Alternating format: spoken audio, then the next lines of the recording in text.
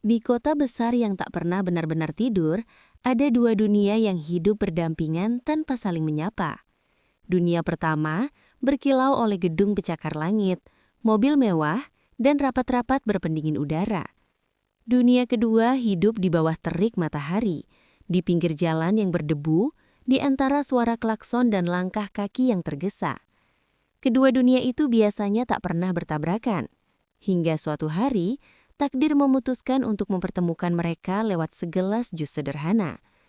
Namanya Arman Wijaya. Bagi dunia bisnis nasional, nama itu adalah legenda.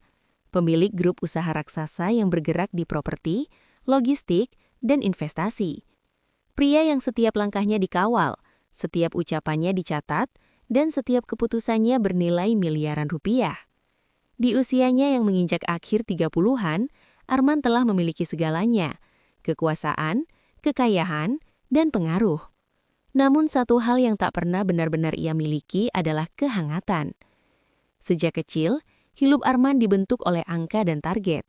Ayahnya mendidiknya dengan disiplin baja. Ibunya meninggal terlalu dini untuk meninggalkan pelukan yang cukup lama. Dalam hidup Arman, cinta adalah konsep yang abstrak. Dibahas dalam seminar motivasi, bukan dirasakan dalam dada.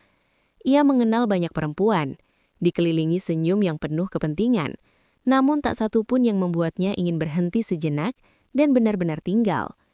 Hingga pagi itu datang. Pagi ketika Arman memutuskan untuk keluar dari rutinitasnya. Tanpa pengawal, tanpa jas mahal, tanpa identitas yang biasa melekat padanya. Ia hanya ingin berjalan kaki, menghirup udara kota dari sisi yang tak pernah ia sentuh. Entah dorongan apa yang membuatnya turun dari mobilnya jauh dari kantor, membiarkan sopirnya pergi, dan melangkah sendiri menyusuri trotoar yang retak. Dan di sanalah ia melihatnya. Seorang perempuan muda dengan gerobak jus sederhana di pinggir jalan. Tidak mencolok, tidak berteriak menawarkan dagangan. Ia hanya berdiri dengan senyum tenang, mengenakan jilbab sederhana berwarna pastel, dan tangan-tangannya cekatan meracik jus dari buah-buah yang tampak segar. Di papan kecil di depan gerobaknya tertulis dengan spidol, "Jus segar seikhlasnya." Arman berhenti melangkah. Bukan karena harga murah, bukan karena haus, melainkan karena apa yang terjadi sesudahnya. Dari kejauhan Arman melihat beberapa anak kecil mendekat. Pakaian mereka lusuh, kaki mereka kotor, dan wajah mereka menyimpan kelelahan yang tak seharusnya dimiliki anak seusia itu. Mereka berdiri ragu, saling mendorong, jelas tak memiliki uang. Namun perempuan penjual jus itu justru tersenyum lebih lebar. "Duduk sini ya," katanya lembut. Tanpa bertanya, tanpa menghitung. Ia menuangkan jus ke dalam gelas plastik, memberikannya satu persatu, gratis. Bahkan menyelipkan potongan roti kecil yang entah dari mana ia ambil. Anak-anak itu tertawa, mata mereka berbinar, seolah dunia yang keras tiba-tiba melunak untuk sesaat. Arman tercekat. Ada sesuatu di dadanya yang bergerak, perasaan asing yang tak bisa ia definisikan. Selama hidupnya, ia menyumbang miliaran rupiah, membangun yayasan, menghadiri gala amal. Tapi apa yang ia lihat pagi itu terasa jauh lebih mahal daripada semua angka di laporan keuangan. Ia mendekat, membeli satu gelas jus. Perempuan itu menyerahkannya dengan senyum yang sama, senyum yang tak berubah, entah pembelinya anak jalanan atau pria dewasa dengan pakaian rapi. "Semoga harinya menyenangkan," ucapnya. Kalimat sederhana, namun bagi Arman, kalimat itu menembus lebih dalam daripada pujian apapun yang pernah ia terima. Namanya Alia. Alia bukan siapa-siapa di mata kota. Ia yatim sejak remaja, hidup dari menjual jus sejak pagi hingga sore. Tidak punya rumah layak, tidak punya tabungan, tidak punya mimpi besar yang tertulis rapi. Namun Alia punya satu hal yang tak bisa dibeli siapapun, yaitu hati yang lapang. Sejak hari itu Arman kembali, lagi dan lagi. Ia duduk di bangku plastik kecil mendengar cerita Alia tentang anak-anak jalanan yang sering kelaparan, tentang ibunya yang dulu mengajarinya berbagi meski hidup kekurangan. Arman mendengar tanpa pernah menyela, tanpa pernah memperkenalkan siapa dirinya sebenarnya. Untuk pertama kalinya dalam hidupnya, ia ingin dikenal bukan karena namanya, melainkan karena keberadaannya. Namun takdir punya caranya sendiri untuk menguji niatnya. Sebuah insiden terjadi, Kecelakaan kecil yang membuat Arman terbangun di rumah sakit, dengan cerita yang kemudian menyebar bahwa ia kehilangan ingatan. Dunia geger, perusahaan kacau, media berisik. Namun bagi Alia yang ia lihat hanyalah seorang pria yang terbaring lemah, sendirian, tanpa siapapun yang menunggunya. Dan disitulah Arman mengambil keputusan yang akan mengubah segalanya. Ia membiarkan dunia percaya bahwa ia lupa siapa dirinya. Karena untuk pertama kalinya ia merasa menemukan seseorang yang mencintainya tanpa tahu siapa ia sebenarnya. Pendahuluan ini bukanlah awal sebuah kisah cinta. Ini adalah awal dari penyamaran, pengorbanan, luka, ujian, dan pada akhirnya sebuah pengakuan yang akan mengguncangkan banyak hati. Karena cinta sejati kadang tidak datang dari kemewahan. Ia datang dari segelas jus sederhana dan ketulusan yang tak pernah dihitung. Kota itu kembali sibuk seperti biasa. Klakson bersahut-sahutan, orang-orang berkejaran dengan waktu, dan matahari perlahan naik tanpa peduli pada nasib siapapun di bawahnya. Namun bagi Alia, pagi itu terasa berbeda. Ada perasaan aneh yang sejak subuh tak mau pergi. Gelisah, berat, namun juga dipenuhi rasa iba yang sulit dijelaskan. Ia berdiri di depan gerobak jusnya, memotong buah dengan gerakan otomatis. Pikirannya melayang pada sosok pria yang beberapa hari terakhir sering datang. Pria yang duduk di bangku plastik kecil dengan sikap canggung, tapi mata yang tenang. Pria yang selalu mendengarkan, jarang bicara, namun tatapannya seolah menyimpan ribuan cerita. Arman. Namun pagi itu, bangku plastik itu kosong. Alia menghela napas pelan, menepis perasaan aneh di dadanya. Ia tidak punya hak untuk berharap apapun. Ia hanya penjual jus di pinggir jalan. Orang datang dan pergi adalah hal biasa. Hingga sebuah kabar datang tanpa diminta. Menjelang siang, seorang ibu penjual gorengan yang lapaknya tak jauh dari sana menghampirinya dengan wajah tegang. "Lia, kamu kenal pria yang sering duduk di sini itu kan?" tanyanya pelan. Jantung Alia berdegup lebih cepat. "Iya bu, kenapa?" Katanya dia kecelakaan. Ada yang bilang dia dibawa ke rumah sakit semalam. Pisau di tangan Alia hampir terjatuh. Tanpa banyak pikir, ia menutup gerobaknya lebih cepat dari biasanya. Anak-anak jalanan yang biasa datang pun heran, namun Alia hanya tersenyum tipis dan menjanjikan jus besok. Dalam hati, ia berlari lebih cepat daripada kakinya mampu. Ia tidak tahu mengapa ia peduli. Ia tidak tahu mengapa dadanya sesak. Ia hanya tahu satu hal, ia ingin memastikan pria itu baik-baik saja. Di rumah sakit sederhana itu, Alia berdiri canggung di lorong. Jilbabnya sedikit kusut, tangannya gemetar. Ia bahkan tidak tahu nama lengkap pria itu, tidak tahu keluarganya, tidak tahu apa hubungannya. Namun, langkahnya tetap membawanya ke depan sebuah kamar. Dan di sanalah ia melihatnya. Arman terbaring pucat, dengan perban di kepalanya. Tidak ada siapapun di sisi ranjangnya. Tidak ada bunga, tidak ada keluarga, tidak ada pengawal, tidak ada kemewahan. Hanya sunyi. Hati Alia terasa diremas. Ketika Arman membuka mata, tatapannya kosong. Tidak ada pengenalan, tidak ada senyum kecil seperti biasanya. Alia menelan ludah, mencoba berbicara dengan suara selembut mungkin. "Kamu ingat aku?" Arman menatapnya lama, menggeleng pelan. Dan disitulah semuanya berubah. Dokter mengatakan Arman mengalami gegar otak ringan, ingatannya terganggu. Banyak hal yang tidak ia ingat, termasuk identitasnya sendiri. Berita itu cepat menyebar, namun tidak sampai kepada Alia secara utuh. Yang ia tahu hanyalah satu, pria itu sendirian, bingung, dan tidak tahu harus pulang kemana. Alia membawa Arman ke kontrakannya yang sempit. Satu kamar kecil, satu dapur seadanya, dan kipas angin yang berbunyi lebih keras daripada dinginnya. Arman duduk di sana memandangi ruangan itu seolah itu dunia baru. Dan untuk pertama kalinya dalam hidupnya, ia membiarkan kebohongan kecil tumbuh. Ia pura-pura menerima bahwa dirinya hanyalah pria biasa tanpa masa lalu. Ia memilih diam saat ponsel mahalnya tak lagi ada di saku. Ia memilih tidak bertanya saat Alia memberinya makan dari piring plastik. Ia memilih hidup sebagai Arman yang tak punya apa-apa. Hari-hari pun berjalan. Arman membantu Alia mendorong gerobak jus setiap pagi. Tangannya yang terbiasa menandatangani kontrak kini memeras jeruk dan memotong semangka. Awalnya kaku, sering salah, sering dimarahi halus oleh Alia. Namun Arman justru tertawa, tawa yang belum pernah ia rasakan sebelumnya. Ia melihat Alia bangun sebelum subuh. Ia melihat Alia menyisihkan buah terbaik bukan untuk pelanggan kaya, tapi untuk anak-anak jalanan.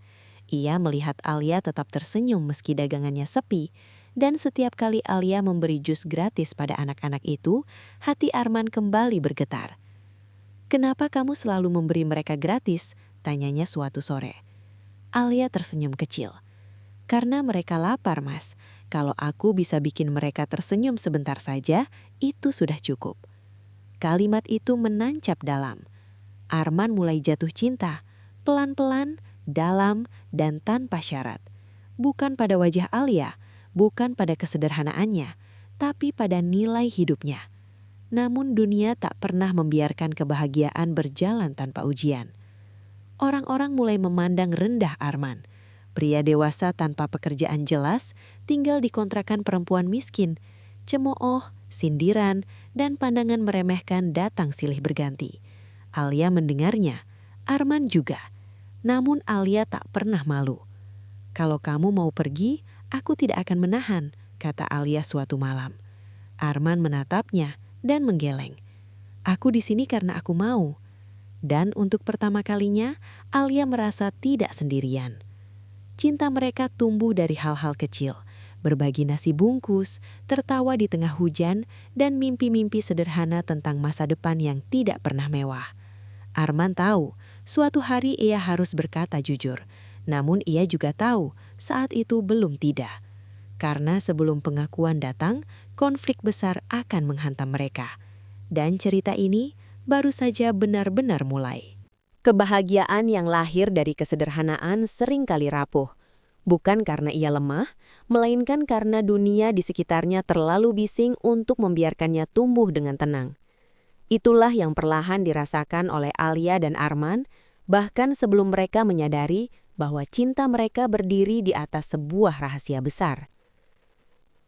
Hari-hari Arman sebagai pria tanpa ingatan berjalan semakin nyata.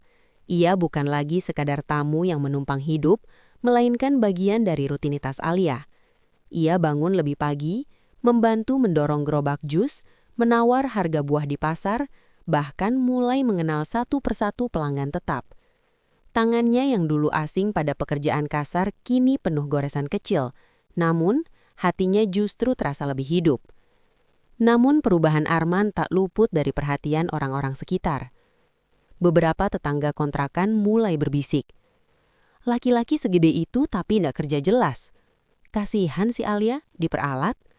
Jangan-jangan pura-pura lupa biar numpang hidup." Alia mendengarnya. Ia pura-pura tak peduli, namun setiap kalimat itu seperti jarum kecil yang menancap pelan-pelan di dadanya. Ia tidak marah, ia hanya lelah. Arman juga mendengar, dan setiap bisikan itu membuat dadanya sesak oleh rasa bersalah. Ia ingin jujur, ia ingin berkata bahwa semua ini tidak seperti yang mereka kira. Namun setiap kali ia menatap Alia, perempuan yang mencintainya tanpa syarat, tanpa tahu siapa dirinya, kata-kata itu selalu tertelan. Konflik pertama datang dari dalam diri Arman sendiri. Di malam-malam sepi, saat Alia tertidur karena lelah bekerja, Arman sering terjaga.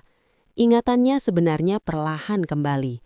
Wajah ayahnya, gedung perusahaannya, ruang rapat dengan meja panjang mengkilap, semua itu mulai muncul seperti bayangan yang menolak pergi. Ia tahu, ia tidak benar-benar lupa. Dan justru disitulah rasa sakitnya berada. Jika ia jujur, Alia mungkin akan merasa dibohongi. Jika ia terus berbohong, cinta ini berdiri di atas kepalsuan. Arman terjebak di antara dua ketakutan, kehilangan Alia atau kehilangan dirinya sendiri. Sementara itu, konflik dari luar mulai tumbuh tanpa ampun.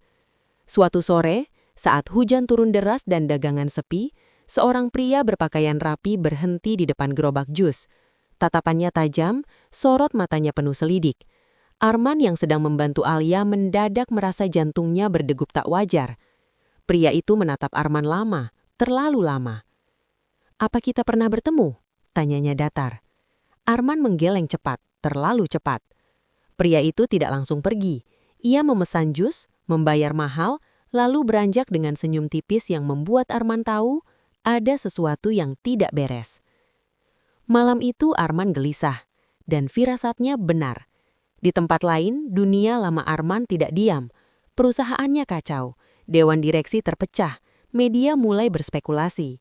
Ada yang percaya Arman hilang ingatan, ada pula yang mencurigai ia sengaja menghilang. Salah satu orang yang paling tidak percaya adalah Rendra, tangan kanan Arman, sekaligus orang yang paling mengenalnya. Rendra yakin Arman masih hidup, dan ia mulai mencarinya. Jejak itu perlahan mengarah ke tempat yang tak pernah ia bayangkan, sebuah kawasan sederhana, jauh dari dunia elit. Rendra melihat dari kejauhan. Bosnya sendiri, mengenakan kaos lusuh, mendorong gerobak jus. Dunia Rendra runtuh dalam sekejap.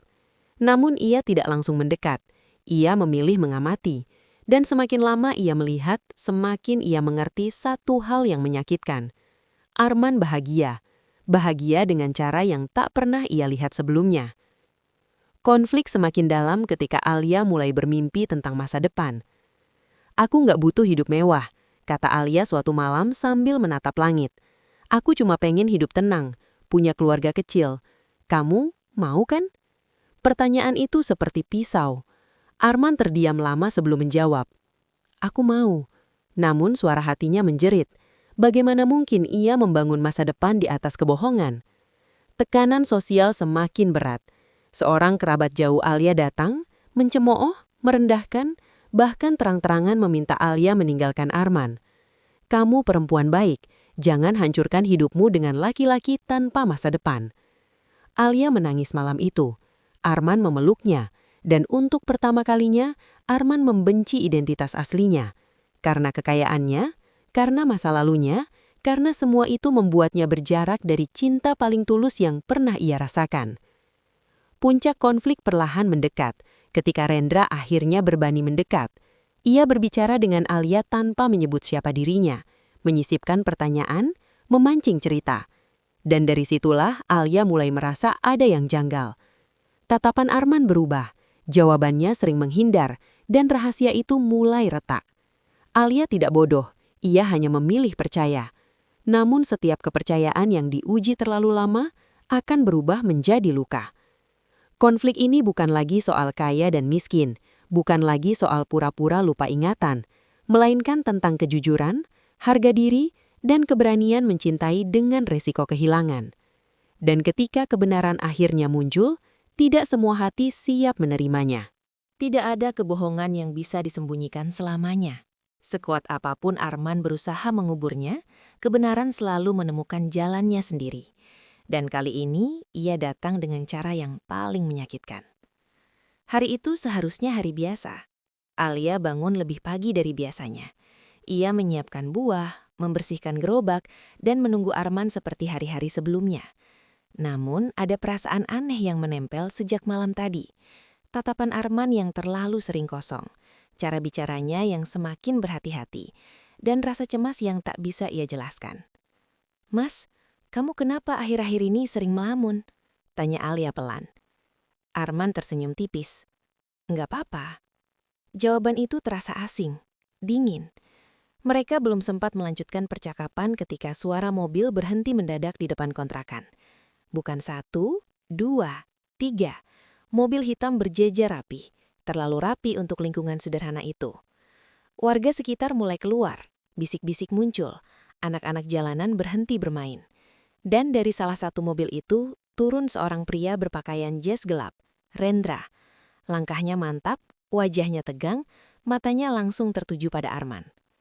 "Pak Arman Wijaya," ucapnya lantang. Suara itu memecah udara. Alia membeku. Ia menoleh perlahan ke arah Arman. Wajah pria itu pucat. Senyumnya hilang.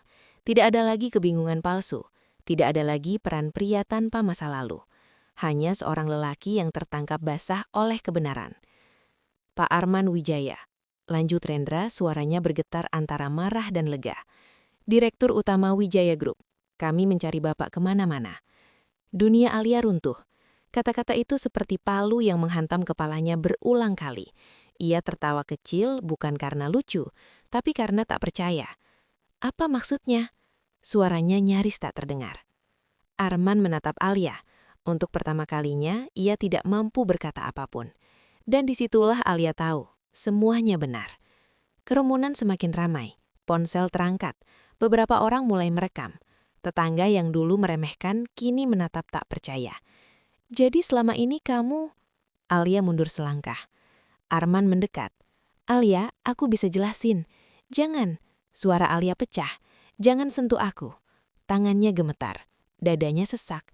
Air mata jatuh tanpa izin. Kamu bilang kamu gak ingat apa-apa. Kamu bilang kamu gak punya siapa-siapa. Kamu hidup di rumah kecilku, makan dari uang jualan jusku, dan ternyata kamu bos besar. Setiap kata menusuk. Arman berlutut di hadapannya. Tidak peduli tatapan orang, tidak peduli harga dirinya. Aku salah, aku benar-benar salah, tapi cintaku ke kamu nyata. Alia tertawa getir. Nyata? Yang mana yang nyata, Mas? Kamu yang mendorong gerobak jus atau kamu yang datang dengan mobil-mobil mahal ini? Ia menangis keras. Bukan karena Arman kaya, melainkan karena ia merasa dibohongi oleh satu-satunya orang yang ia percaya sepenuhnya. Setiap aku memberi jus gratis ke anak-anak itu, aku pikir kamu melihat hatiku, tapi ternyata kamu melihatku dari atas, seperti eksperimen hidup. Itu tidak pernah terjadi. Arman menangis. Aku jatuh cinta saat melihat kamu berbagi. Saat itu aku lupa siapa aku. Aku hanya ingin jadi manusia biasa. Tapi kamu memilih berbohong, jawab Alia lirih. Dan cinta yang dibangun di atas kebohongan menyakitkan. Alia berbalik pergi. Arman mencoba mengejar, namun Rendra menahannya. Pak, media sudah di luar. Ini akan jadi berita besar. Biarkan, yang penting cuma dia. Namun Alia sudah hilang di balik kerumunan. Hari-hari setelah itu menjadi neraka. Media memberitakan segalanya. Bos kaya pura-pura amnesia. Cinta murahan di pinggir jalan. Alia menjadi sasaran empuk. Dilecehkan secara verbal. Difitnah, direndahkan. Gerobak jusnya sepi. Anak-anak jalanan tetap datang. Namun Alia tak lagi tersenyum seperti dulu. Sementara Arman kembali ke dunianya. Namun dunia itu kini terasa kosong. Gedung tinggi terasa dingin. Uang tak lagi bermakna. Ia kehilangan Alia dan itu jauh lebih menyakitkan daripada kehilangan reputasi. Suatu malam, Arman berdiri di depan gerobak jus yang kini tertutup. Ia teringat momen pertama mereka bertemu. Anak-anak kecil, jus gratis, senyum Alia. Dan disitulah ia mengambil keputusan terbesar dalam hidupnya. Jika cinta ini harus diperjuangkan, maka ia akan memperjuangkannya tanpa kebohongan, tanpa kekuasaan, tanpa topeng. Ia akan membuka segalanya. Bukan untuk membela diri, tapi untuk menebus kesalahan. Karena puncak cinta bukanlah saat bahagia, melainkan saat seseorang berani merendahkan diri demi orang yang ia cintai. Dan di sanalah, takdir bersiap membawa cerita ini menuju akhirnya. Tidak semua luka sembuh dengan cepat. Ada yang perlu waktu, ada yang perlu jarak, dan ada pula yang hanya bisa sembuh ketika seseorang berani mengakui kesalahannya tanpa pembelaan apapun. Hari-hari setelah kepergian Alia adalah hari-hari paling sunyi bagi Arman. Ia kembali ke gedung tinggi dengan lantai mengkilap dan dinding kaca. Ia kembali duduk di kursi empuk ruang rapat. Semua orang kembali memanggilnya Pak Direktur, Bos, Tuan.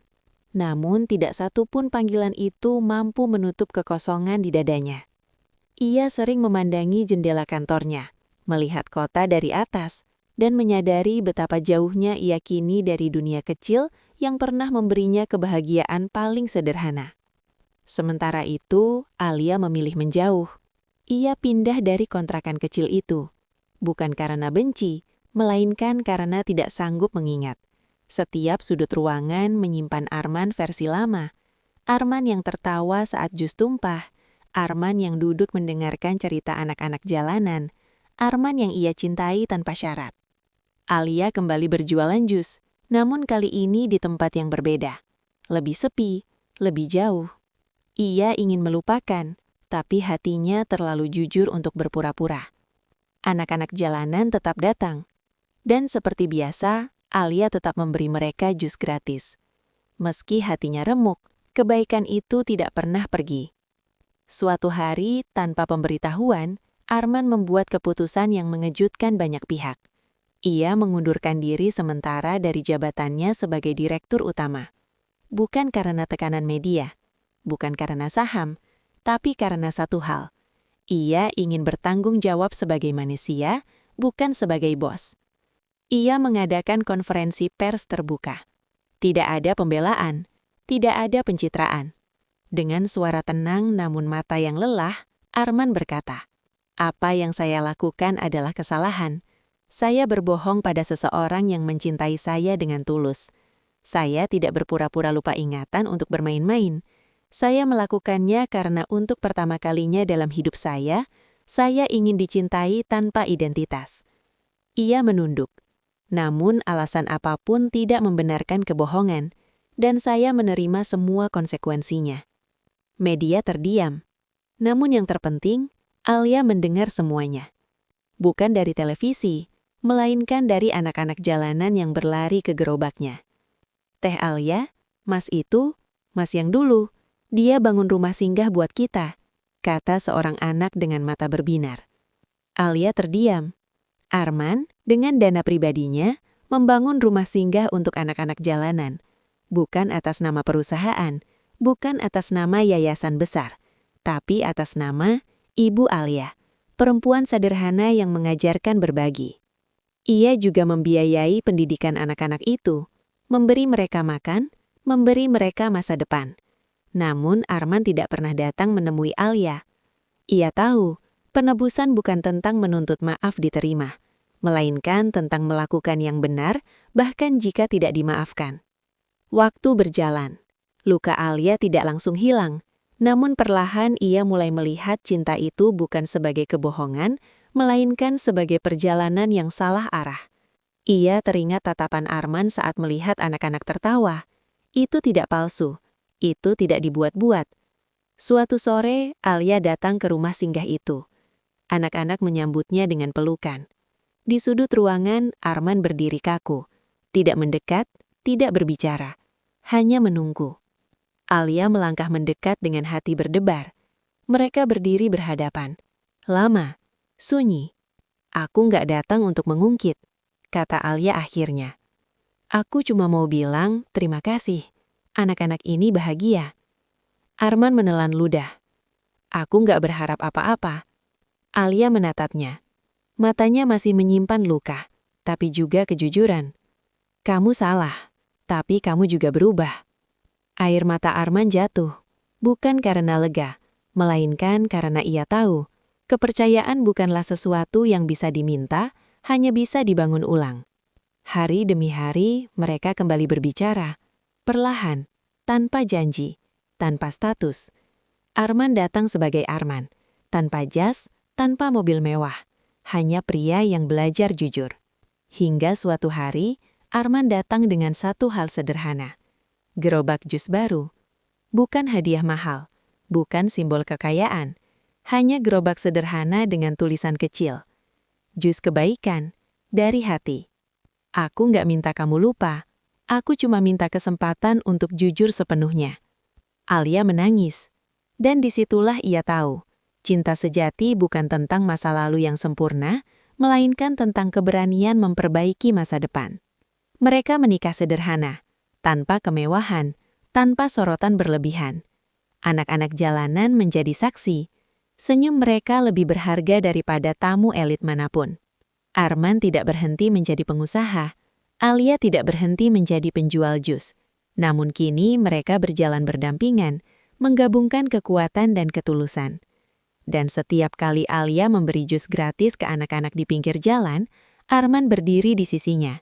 Bukan sebagai bos kaya yang pura-pura lupa ingatan, melainkan sebagai manusia yang akhirnya menemukan arti cinta.